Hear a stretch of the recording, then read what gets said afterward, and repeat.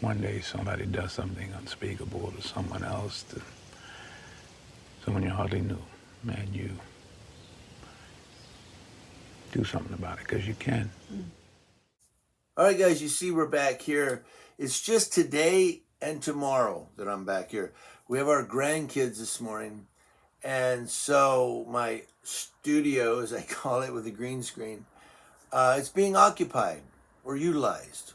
I don't know which, but I'm not able to go out and sit where my green screen's at. So we're back here just today and tomorrow. On Monday, we're back with the green screen and the picture behind me, and like I'm in a studio. So Monday we're back to it, but just today and tomorrow I'm doing this, and I'm a little punch drunk because I only got 3 hours sleep. So there you go. This one here, though, today is a follow-up. Remember the sheriff's deputy who shot the black Air Force airman? He had the gun, it was pointed at the floor when he opened the door, and he was like, whoa, and the cop shot him anyway.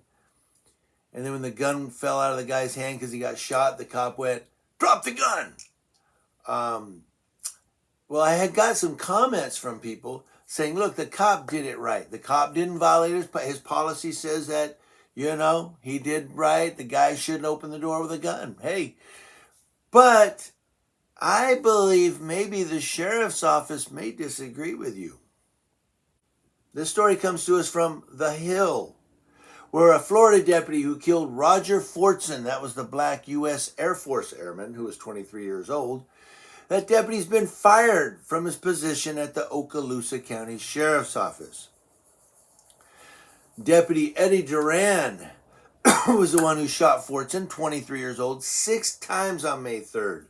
And body camera footage of the shooting shows the deputy shooting Fortson multiple times within seconds of the active duty airman opening his apartment door. There will be a link in the description box to the original editorial I did. Has the video in there if you want to go back and watch the video again. The sheriff's office opened an administrative internal affairs investigation into the death and determined Duran's use of deadly force was not objectively reasonable and therefore violated agency policy. There you go.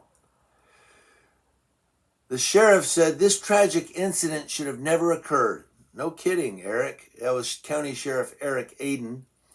He went on, the objective facts do not support the use of deadly force as an appropriate response to Mr. Fortson's actions. Mr. Fortson did not commit any crime.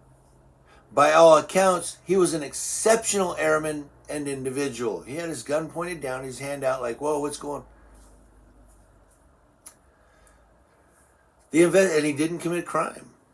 Remember, it was the wrong apartment, too. The investigation is separate from the active criminal investigation that is ongoing with the Florida Department of Law Enforcement. And that's according to a sheriff's office release. So he's still being investigated criminally. But he has been fired. Fortson was holding his legally owned firearm at the time, pointed at the floor. If you'll see the video, again, it's in the description box. Attorney Ben Crump, the civil rights attorney representing Fortson's family, said, the airman grabbed the gun after being unable to identify who was at the door. That one, it's a little shaky because in the video you'll hear, sheriff's office, or whatever. So they said Duran, to refresh it, he was responding to a domestic disturbance call. Family members say he went to the wrong apartment. Fortson was alone in his home. And he was actually on some type of messenger, maybe FaceTime with a girl. The sheriff's office noted his deputies are authorized to use the amount of force that is objectively reasonable to perform their duties. Match force.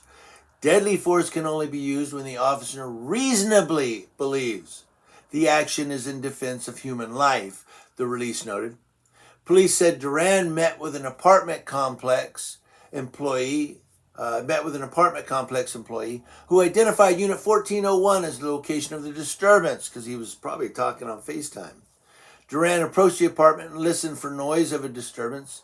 Hearing none, he knocked, but it says he knocked without announcing. That's not true. We know in the video he was sheriff's office. And then Duran said he heard something to the effect of, it's the effing police. And he probably did hear, "It's the effing police," because he was yelling sheriff's department. It goes down, it kind of, I'm just going to scroll in here because it does repeat what I had said in the original editorial, but I'll just sum it up real quick. Again, you can watch the video if you click the link. But he went up, he knocked on the door, he yelled sheriff's department twice. The guy opened the door, but he had his gun down, or he was like this. He had his gun pointed at the floor and his hand out like, whoa, and he got shot right away. The cop didn't, nothing. You say, what was he supposed to do? Wait till he raises it? Well, apparently, according to Sheriff Eric, was it Eric Aiden of Okaloosa County, yes, there was no threat for use of force. There's a quote here, just to end this. I'm going to conclude here. The former deputy confirmed Mr. Fortson did not physically resist him in any way, and the investigation concluded that Mr. Fortson did not point the gun in the former deputy's direction, the police have said. He didn't raise that gun. Therefore, that deputy had no right to what he should have done, even if he was wanting to pull his gun out of fear. Should have said, don't raise that. Don't you raise that. Put it on the floor for me. That's what he should have said. But his balls shrunk up. His butthole puckered to, pucker 10. And he fired shots 6 times. Killing an airman, a military man, serving his country. And I don't know much about Okaloosa County. I don't know if it's like one of those drug-infested Compton, San Bernardino type places, but maybe there's a reason he opened his apartment door with a gun. Maybe he was wondering who's banging on my door. Of course, they said it's the police. That's not always the case. People can go, watch this, police! This dude opens up, I'm rushing his house. Or whatever, I don't know. Either way you want to go with this, the bottom line, the moral of the story is, the foundation is that, told you I'm tired. Deputy Duran, according to the sheriff, violated use of force policy and was therefore fired. That's the end of it.